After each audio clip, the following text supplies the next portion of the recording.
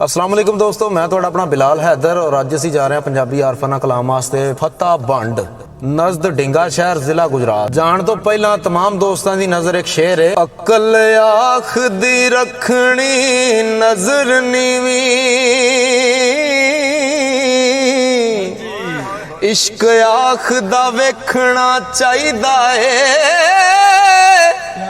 अकल रोक दिए इश्क आखदा है, मत्था यार नू टेकना चाहिदा है। अकल आख दे चुगे नू सांभ के रख,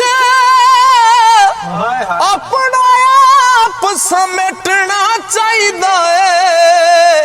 इश्क आखदा चुगे दा की करना, ते चुगा बाल के सेकना चाहिदा।